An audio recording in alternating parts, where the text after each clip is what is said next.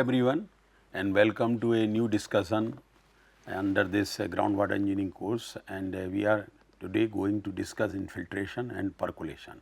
We will also try to compare and how infiltration tests are performed, that we will also see. So, because qualitatively it is easy to assess the infiltration, but quantitatively there are infiltrometers which are used in the field to assess or estimate how much infiltration can be done or is done through soils. So, on the right side what you are seeing is a double cylinder kind of arrangement in which water is filled inside the chamber and the rest is put in the ground for some centimeter, and then once the water is put, then it is tested that how much time it has taken and that the water has gone inside the soil. So, this infiltration process, as we know, can be measured, or I would say rather estimate, that is the speed of water entering the soil in case of rain or when water is supplied to the ground through human made means. So, during definitely in infiltration test it is done basically on the soil, but during rainfall it is very difficult to estimate, but there are some methods by which some estimations about infiltration can be done. One important point here to remember is that at one location infiltration value may come there may be some other value on other location.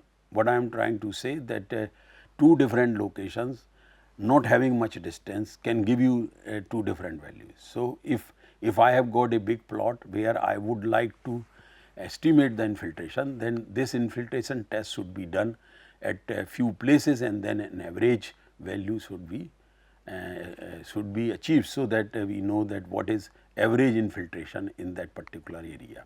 So, as we know that basically infiltration measurement express the amount of water absorbed per hour. So, per hour or per minute, it depends. In some locations you may find that if you fill this inside cylinder, within few minutes it gets empty.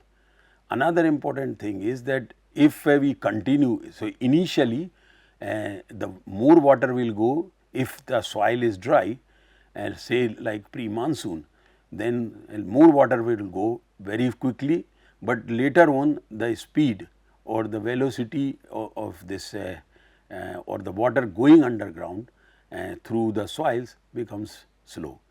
So, overall it has to be estimated not for 10-15 minutes. That is why it is better to do this experiment for few hours rather than 1 hour or few minutes. This is the real picture of one of the infiltration test or equipment where it has to be put on the ground, and that is why hammer is also there. So, few inches goes inside the ground in the soil, and then in the middle cylinder or center cylinder you fill with the water. So, infiltrometer is instrument, as we know, can be used to measure infiltration, and infiltration is also important because it replenishes the soil moisture deficiency.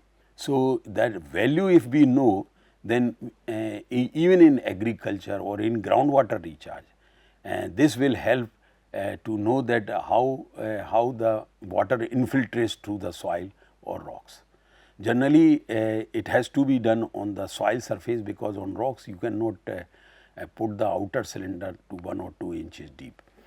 So, we know that like here on the left side 40% evaporation is there from directly from the ground, but from trees or plantations you get evapotranspiration. Sometimes about some estimate says that about 10% of runoff is there.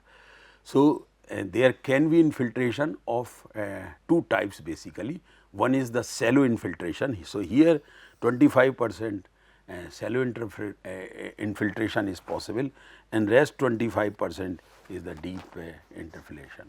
And if water further percolates downward, then I am using, instead of infiltration, percolation, then it goes towards the water table or zone of saturation or an aquifer. So, this is a more or less a kind of a natural system, whereas only roughly you can say, depending on the geologic conditions and soil conditions, a roughly 50% of part can go as infiltration in some cases, but if slopes are different, soils are different, rocks are hard, then these values keep changing. Also, as I have said that we try to use for groundwater recharge. So, there also if those kind of system have been installed in urban areas, then you can compare that on the left figure we were expecting 25% of as shallow infiltration. Here it is only 10%, because lot of large open space is not available in urban areas. So, you would have more runoff, as you can see that the runoff here is 55% compared to 10% runoff in a forest or agricultural land. So, here runoff would be more. So, that means we are losing more water as a surface runoff rather than going or recharging the groundwater regime, and the deep will further reduce to only 5%. So, in a normal in agricultural land or in a forest we are expecting 25%, but here it very significantly reduces only to 5%, and 75 to 100% if it is impervious cover is there, then this is the situation. However, only one thing which goes positive in case of urban areas, that the evapotranspiration is only 30% compared to 40%, because there the trees and plants are there. So, they will do the more evapotranspiration. So, only 10%, but here 20% are being lost and here 15% are being lost. So, depending, as I said earlier, that depending on the areas, conditions, geological conditions, soil conditions, slope conditions, topographic condition and development, built up areas, infiltration varies. So, next is percolation. We have been using this word, so I thought that we will further discuss on this, that the percolation is the measurement of water through the soil itself. As the water percolates into deeper layers of the soil, it reaches groundwater. That means it reaches to the water table, and of course, then it becomes groundwater. Here this figure also we have seen in earlier discussions, that the precipitation is here, and then of course, interception will occur, as we have also discussed during water cycle. Infiltration is here, then it becomes percolation. There might be some seepage depending on again geologic conditions, and a large surface runoff there, through flow is there, and it might be to reach to a river which is at a lower reaches. And of course, if slopes permits, then there will be a groundwater flow also. Likewise, that infiltration later on that may become percolation, and evaporation and capillary size is also there. So, capillary rise, depending on the size and quality, the rise will happen, and on soil surface you are having, and then later on that percolation crosses the water table or reaches to water table in that sense. So, it is on the right side what you are seeing a schematic. So, now we compare these two with definitions, that what is the difference, exact difference between infiltration and percolation, but the previous explanation which I have given, I am sure you must have understood by now. But anyway, for the completeness we will do this comparison also, that if we see the definition of infiltration, that is the downward movement of water through the surface of the soil. So, from top to the soil level, that is the infiltration, but the percolation is the process of filtering infiltered water through soil particles and pore materials, and then that reaches to the groundwater table.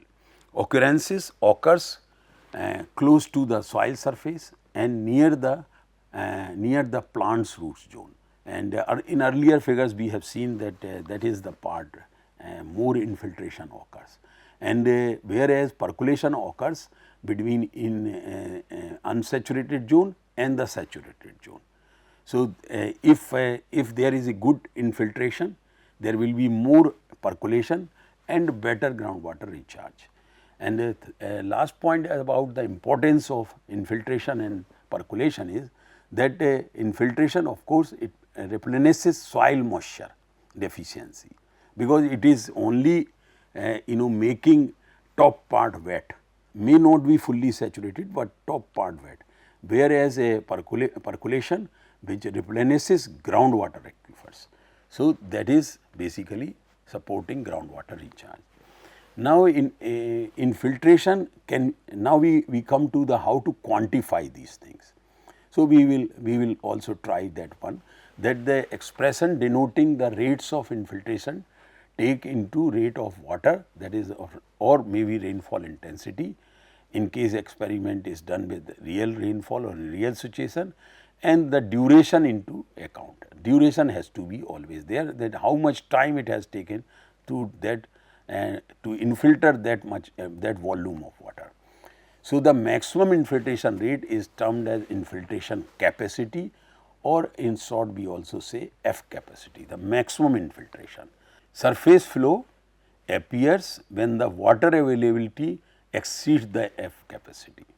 So, if you are like if rainfall is occurring, so initially there might be a high infiltration, but when the topsoil part gets saturated with water, then it reaches to the F capacity or infiltration capacity, and that means that not further or not large amount of water can infiltrate, and therefore, there will be more surface runoff or flow will appear as soon as it reaches to the F capacity.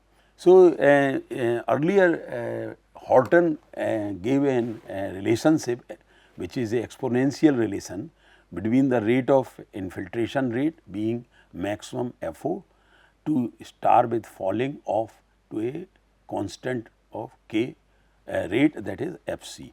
So, we can write that Ft equal to Fc, and then we are having FO minus Fc, and then E power minus Kt. So, here Ft, that is the infiltration rate at time t.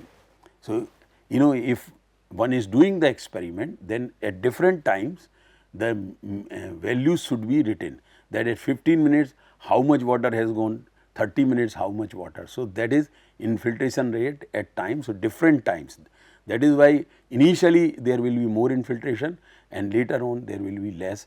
This will tell you that what is that, or it will draw a curve also for that.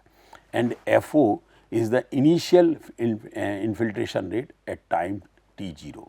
So, initially what was the situation, what happened after 10 minutes or 15 minutes, half an hour, 2 hours, likewise. And Fc is the final infiltration rate, what was the final infiltration rate, and K is a constant which basically depends on the soil texture and vegetation cover. And so, because we are not directly dealing with the rocks here, only this infiltration test, as I have also mentioned earlier, that it can be done only on the soil surface.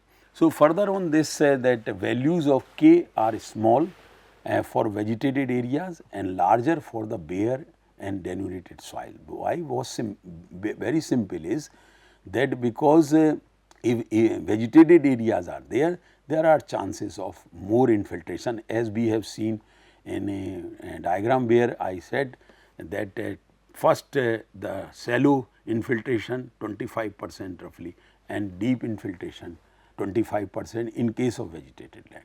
And whereas if you are having urban land or bare or denuded soils or hard rocks, then the value of K is going to be large, and that means the infiltration is going to less. FO and FC values are high for coarse texture porous, for example, sandy or gravy soils, and low for clayey soils. We have been discussing about characteristics of clayey soils, that when water comes in contact of clay soils, it swells, and therefore, the permeability reduces very significantly. It does not allow water to move here and there, and therefore, if clay soils are there, definitely infiltration is going to be less.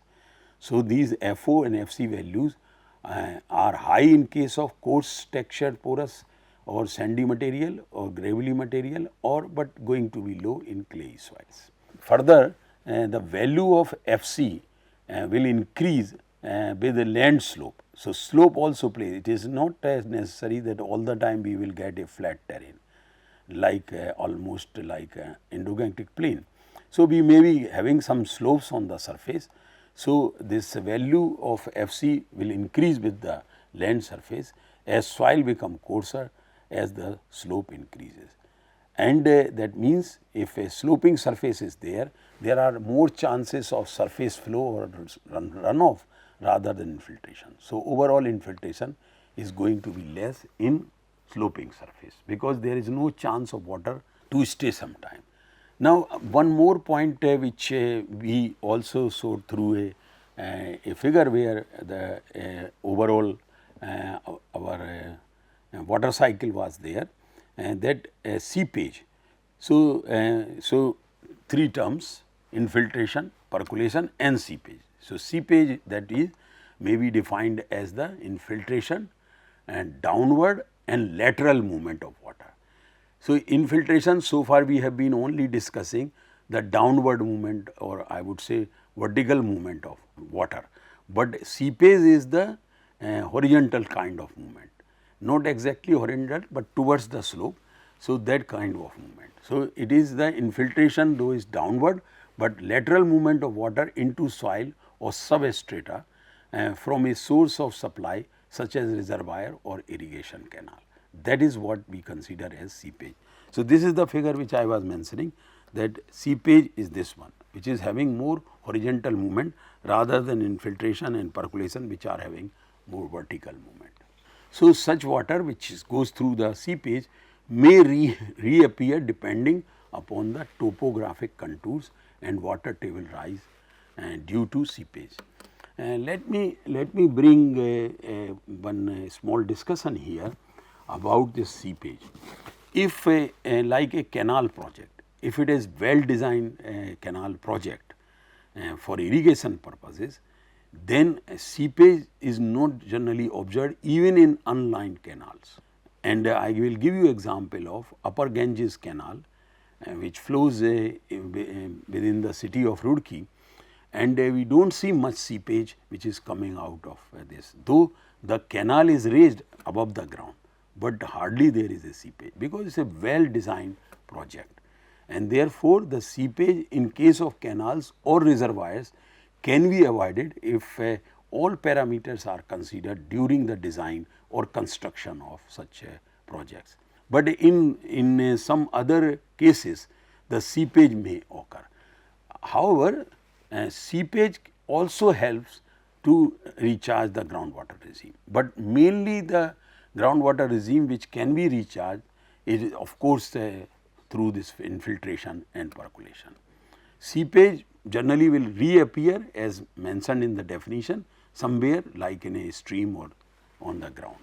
There are various factors affect the seepage, and that is loss from the pond, reservoir, canal useful in groundwater recharge studies, and the characteristics of soil and strata over which the reservoir canal is laid, and that is what the point I was mentioning. If the during the design and the construction of such a canal or reservoir projects, if all these things are considered, texture, bulk density, porosity, permeability of underlaying or strata or soils or rocks, then the seepage can be avoided.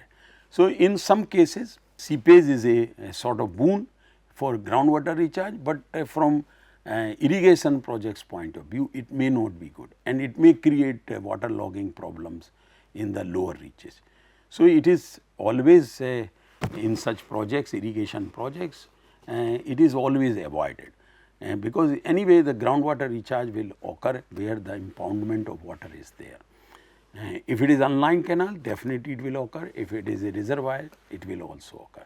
And later on in this course, I will be showing many examples where how the small check dams and reservoirs recharges groundwater regime. So, that is not directly seepage, that is the infiltration and percolation. So, also the seepage will depends on the hydraulic characteristics of the reservoir canal, and that is the wetted perimeter, how big the reservoir or footprint of reservoir or canal, and of course, what is the flow velocity. Generally in canals the velocity is kept very slow or optimum, so that it does not erode the banks or bottom of the canal, and roughness and longitudinal slope of the canal. So, slopes of the canals are also very gentle to avoid all kinds of corrosion and erosion along the banks and bottom of the canal, such structures. So, now we are coming to end of this discussion by saying that the various factors affect the seepage loss from pond, reservoir, canal, and these are all useful in this. And now life of the reservoir and canal, these irrigation, mostly irrigation projects or hydropower projects, or hybrid kind of project, multi-purpose projects. And so life of such reservoirs and canals and physical characteristics such as cracks and lining, damage and vegetation, these are the things which affects, and further the amount of sediment in water and sediment deposition in reservoir canal. This is another very important thing, particularly in the operation of canals. So, when every canal system will have a threshold value, if the sediment or suspended particles reaches that threshold value, then the canals are closed. This is happening almost in every monsoon season in case of Upper Ganges canal. Only very recently the canal was closed, because in the basin part, that is in Ganga basin, large because of huge amount of sediments was coming, and it definitely crossed the threshold value, and in order to save the entire canal system for some days, and the canal was closed, and as soon as the sediment concentration in water reduces below the threshold value, then canal again started having water in that. So, this basically these projects are regulated very nicely, and therefore, their life can be very long. If that is not done, then lot of problems will come. But like Upper Ganges canal, it has already completed about 175 years, and very nicely it is being operated, and they take care about the sediments and other things, and such problems do not arise. And also about the seepage is also not a big problem. Another one is the lining material.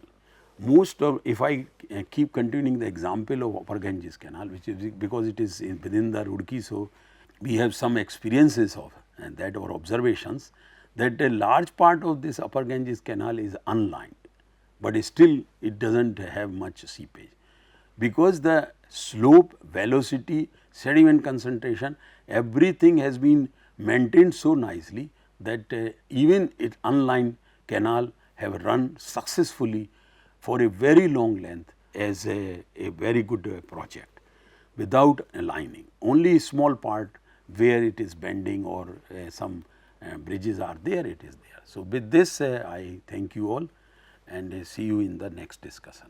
Bye.